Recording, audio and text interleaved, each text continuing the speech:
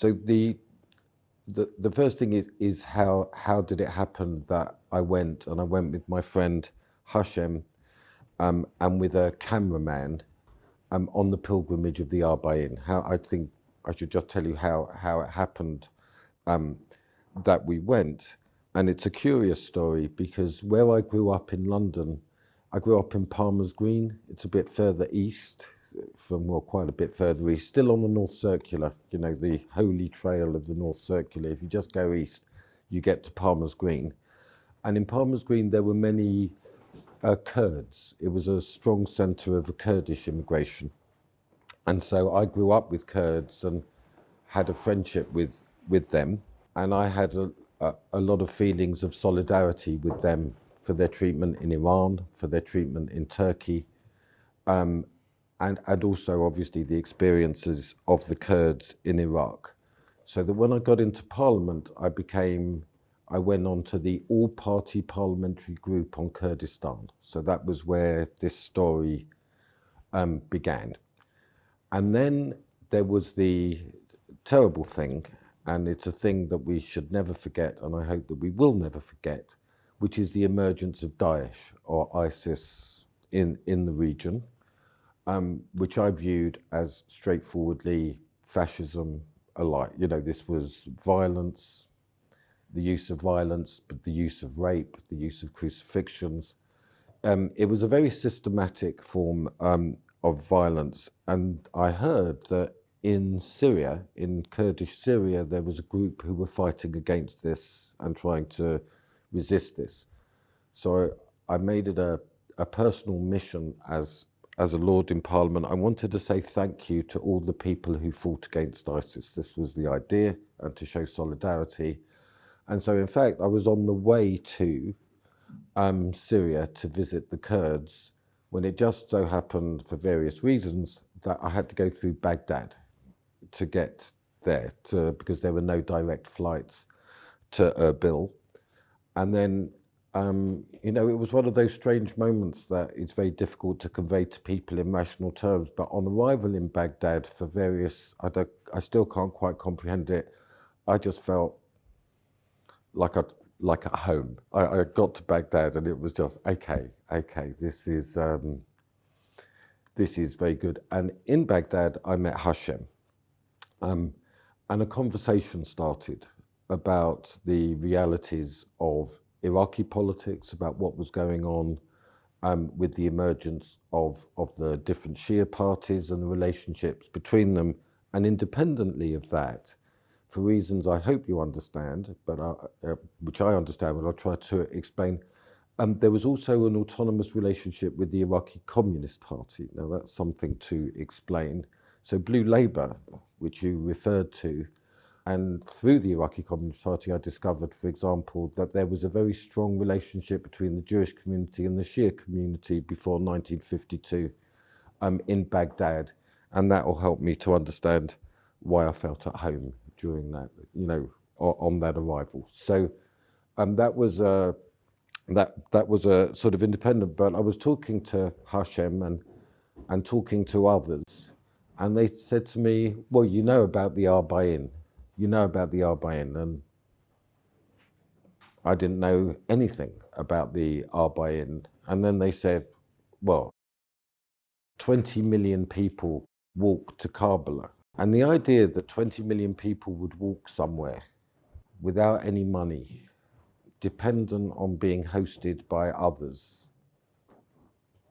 So that was something to hear. But the other thing that really concerned me, and which still concerns me, is that for so many people in my country, that when they think of Shia, they just think of Ayatollah Khomeini, they think of a kind of violent authoritarian thing.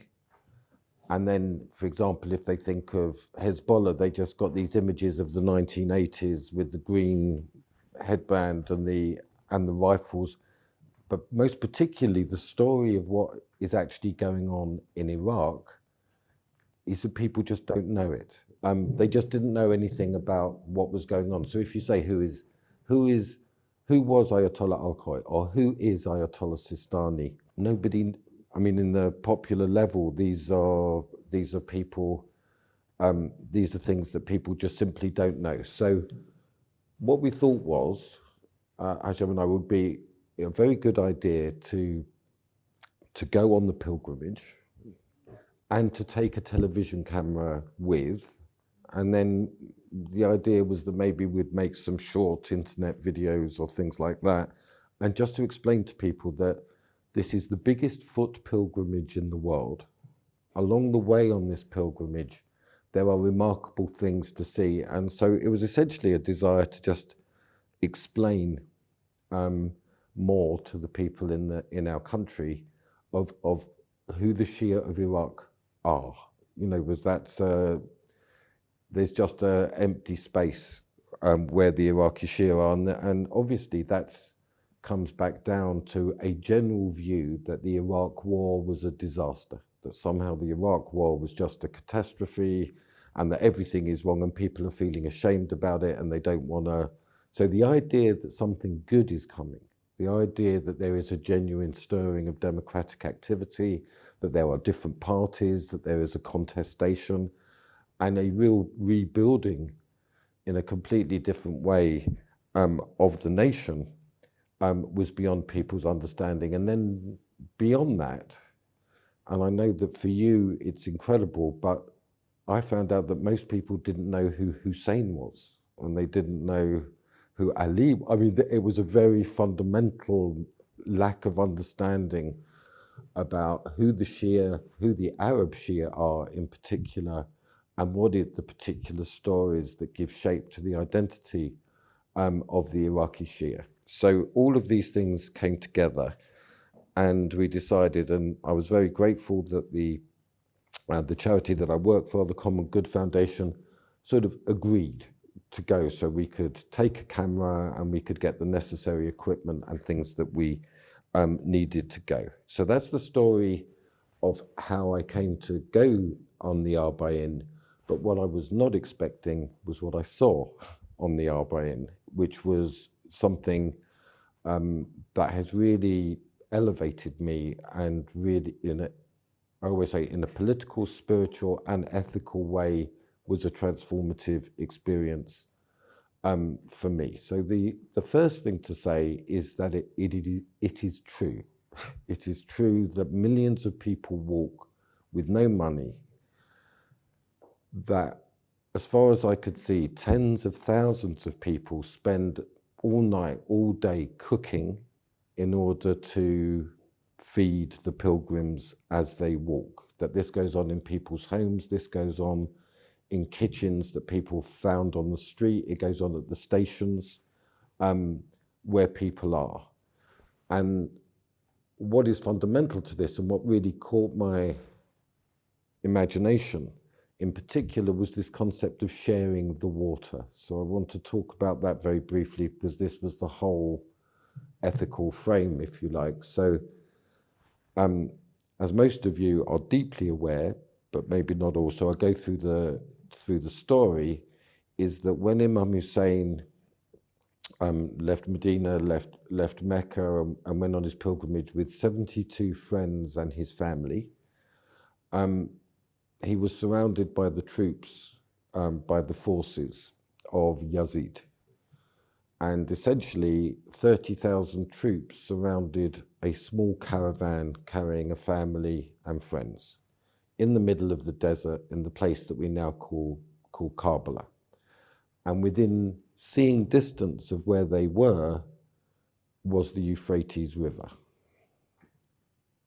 But on the orders of the Caliph Yazid, Hussein, his family and his friends were allowed no access to the water. So essentially, the children died of thirst, many of the friends died of thirst.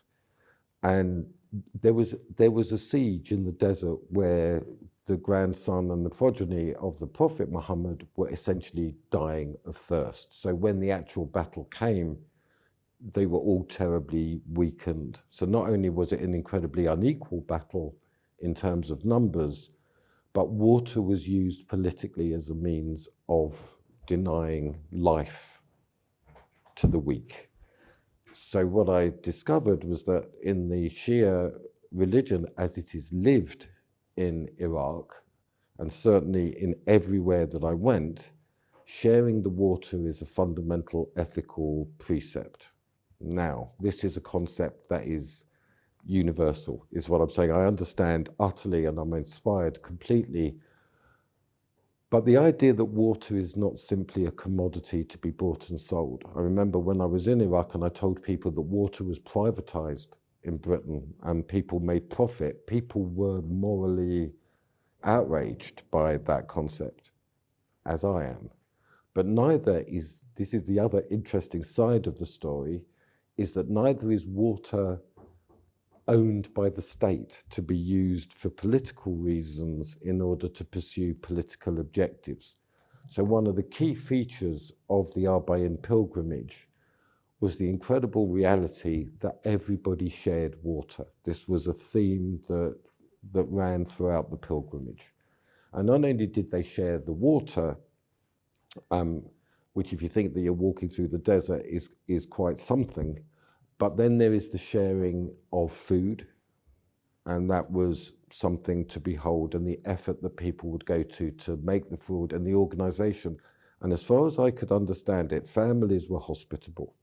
And that, in a way, you can understand. But there were small associations and small groups from all different places, from Iran, from Baghdad, from Basra, all the different, they were groups of friends, and they saved all year to feed other people. It was so association, so group association seemed to be a very important part of this, and the serving of others, reciprocity. And then when the pilgrims passed, you could see people packing up their things and then joining the pilgrimage in order to be fed. And that links obviously to many other traditions based on reciprocity, mutuality, active citizenship, you could say, but it was not directed by the state. This is the thing that I understood along this journey, that there was security. And then through that, I began to understand the history of the Arbaeen in terms of the 40 days after Imam Hussein was killed, and then the role of Zainab in retrieving the head, which was carried on a pike all the way to Damascus, and then the retrieval of the head and the reconstitution of the body is the day of the Arbaeen, which is 40 days after Ashura. So it's just it was just an incredible thing to witness, the voluntary and in many ways spontaneous act of solidarity of people to others. Is the primary memory that I have. But it's also important to remember that by some strange life, which I've sort of alluded to, I'm also a Lord. So by day I was a pilgrim, and then round about 5:30, 6 o'clock, a white car would arrive, and suddenly I was a Lord, and I would be taken back to Najaf or taken somewhere else, where we had the most incredible openness. So we interviewed, for the program, we interviewed Sayyid Eshkazi, who, Eshkawari. And that was an incredible interview, which I hope one day that I could show you, with Sayyid Jafar al-Alam, is that correct? That was a one, and also we met with various political leaders, and then we did these, vox pops on the pilgrimage, just interviewing people, and always I asked the same questions. First of all, what does Hussein mean to you? That's the first question. What is the meaning of Hussein to you? The second question is, what is the meaning of Hussein for Iraq? What is it about that? And subsequently, I've read the Hussein Revolution by, was it Ayatollah Shamsuddin? Yeah. And while we were in Najaf, I discovered this other extraordinary thing, which is the concept of the Hausa, and how long and the Hausa is a self-organized institution. It's a civic corporation. It is not a market institution. It's not a state. It's not one of the arguments was, I tried to explain, it's not an NGO either. That's not the way. It's a proper civic corporation. And within the Hausa, I was really honoured to meet two Grand Ayatollahs, Ayatollah Fayed, and also Al-Hakim. And those were very interesting. But the topic in all of them was about sharing the water. This concept of sharing the water was the thing that I was really interested in.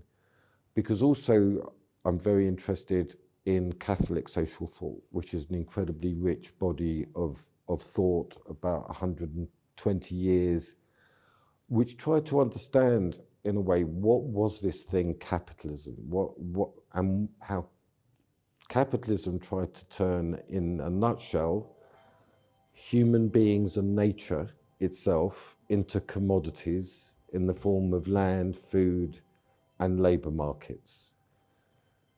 But obviously, and it should be obvious to everybody, human beings and nature are not commodities to be treated like that. And the interesting thing with the Catholic social thought was that it doesn't want a state that dominates. So it gives a very strong role to these associations. So that was on my mind. And when you think about the different religious traditions, certainly as a Jew, you're taught that in the beginning, God created the world. It's a very fundamental thing that human beings and nature are creation. And so there's also a very strong tradition there involving things like the Jubilee, where every 7 years the land is redistributed, every 49 years there's a complete equal starting point. So you can imagine, while I was on the Arbaeen, my mind is exploding with the reality of, it's called the Walk to Heaven. I would say I'm glad it's called the Walk to Heaven and not the Stairway to Heaven, because that's a very bad Led Zeppelin song that would really upset me, is that there was something completely different about this experience on the Arbaeen, where people were not acting selfishly. So, for example, it's a remarkable thing, millions and millions of people walking, and I didn't see one fight. Now just think about that. I support Tottenham, as you can imagine, and just 50,000 people going to Wembley is difficult. There's a lot of, and people can tread on some, but people, Hussein, you heard a lot, they let it go. They just let it go. So there was an element in which, as a community organiser, you mentioned London Citizens, you begin your organising by saying to people, try and understand the world as it is, the power of the world, where you are and what you have to deal with, but never forget the world as it should be, that you're moving towards. And what is this world as it should be? It's a world where people respect each other. It's a world where power is more equally distributed and where people are recognised as human beings. So we worked a lot with contracted out security guards, cooks, cleaners, and you'll be amazed, people didn't even look at them when they arrived at work. They were just this invisible force so human recognition, and what I would say on the Arbaeen was it was most certainly the most powerful example I've ever seen of the world as it should be.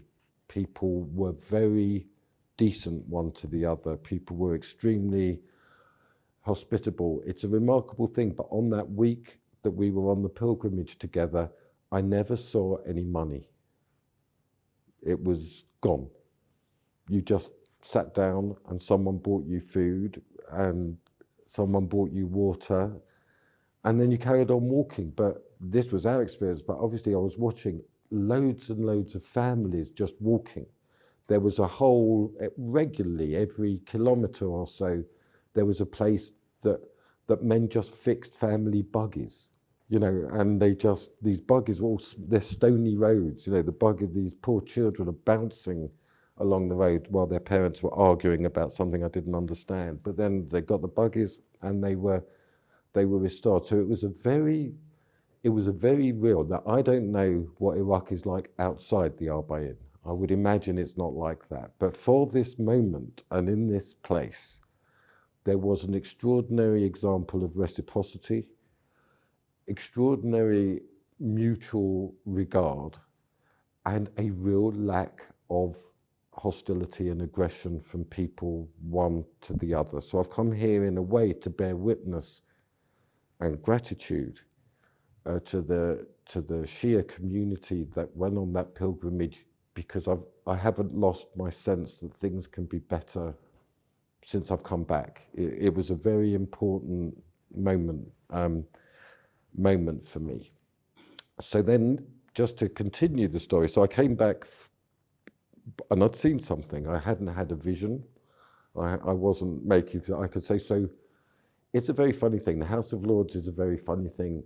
For a start, so what I understood and what's very difficult to explain to people is that on the Arbaeen and on this pilgrimage, the dead live. So, for example, you can feel the presence of Imam Hussein, and it's not this one has an idea of Imam Hussein, and that everybody agrees he's alive. We also experienced that with Abbas, in the shrine of Abbas. Interestingly, when you mentioned about religious freedom in Pakistan, on the night of the Arbaeen, it's like the Shia Olympics in Abbas's shrine, is that people walk in according to their nations. And what was interesting about the Pakistan delegation is that some of them crawled in. Now, I said, what's that? Well, part of that was because of what happened to Abbas when he had his arms chopped off, getting water for the children. But the other thing they said was a statement about how they're treated in Pakistan as Shia, that they were crawling to make a political, but every nation walks in with its own Shia community, and it's quite a wonder. To behold. So that was an incredible thing, being with Hashem, whose great grandfather was a grand Ayatollah. And what's incredible is that was remembered, is that people greeted Hashem, in honor of his grandfather, is that we got to film in Abbas's shrine, and we're now working on that. So when I got back, as I say, the House of Lords is a funny place. So when I used to do community organising, I always used to make contact with the vicar, with the local imam, with the head mistress or the head, the local House of Lords. It's Justin Welby, who's the Archbishop of Canterbury. So I sat with Justin Welby and I said, I've got to tell you about this experience I've just had. And I told him about the food, and I told him about the pilgrimage, and particularly I spoke to him about sharing the water. And he just said, but this is incredible. So when I was over there, there was an idea that maybe we'd have seminars here, invite clerics and people from the Hausa to England. And Justin Welby immediately said, I'll host it in Canterbury. There's a beautiful thing called the Chapter House. He said, and I'm just warning you, he said, and I want to go on the pilgrimage in 2020. He was really, and he said that he would host. So then I went to see the Catholic Cardinal, and I said, this is a thing, and maybe we'll have a seminar, and it's really good. And he said, well, I'm in. And then I went to the Chief Rabbi, Mervis, and he said, well, I'd love to be part of that conversation. So at the moment, through the Common Good Foundation, and I'd love to work on it, Yusuf, with you, there's a real possibility that we could bring together Shia, Catholic, and Jewish scholars to work together on what they share according to this concept of sharing the water. So what I think this concept can really be for the common good. And so I make a comment about the political, about that the world does not belong to the rich, and the world does not also, which is more difficult, only belong to the educated. It belongs to the people who live in the world. And if we can conceptualize and bring a common ground between the different faiths in our country about sharing the water, then that can underwrite a whole set of common ethical beliefs that can be shared, which I think are absolutely vital in a world that is so polarized between rich and poor, that is so polarized between those who have and those who don't. And I really just wanted to say that all of this was inspired by studying the Shia faith, by going to Iraq and going to the Hausa and witnessing how it is lived. So I've also had I was invited once to the Vatican to give a talk, strangely, to the Pope about Catholic social thought. So just imagine a Jew giving a talk to the cardinals on their own religion. I felt a bit ill at ease. It was a very nice experience. Also, he gave me a medal and you know, just to let you know, you only really get medals in England for sporting excellence or military. So it was not anything a Jewish person would have any experience of. So I said, what do you do with it? Anyway, he was very nice. But what I've got to say about the Vatican is it is very wealthy. I mean, it is extremely grand. There is gold, there is velvet.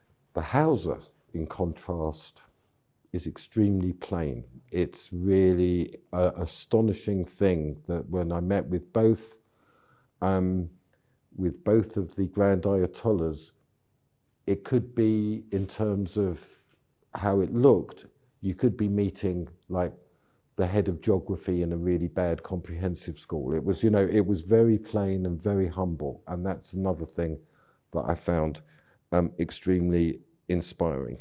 But anything you would like to ask, but overwhelmingly I say to you, Yusuf, that my heart is really, I would love for this to be the beginning of our relationship and developing the common good together, in which I long for the Shia tradition and the Shia scholars to play a leading role in brokering that conversation so that we can learn from you.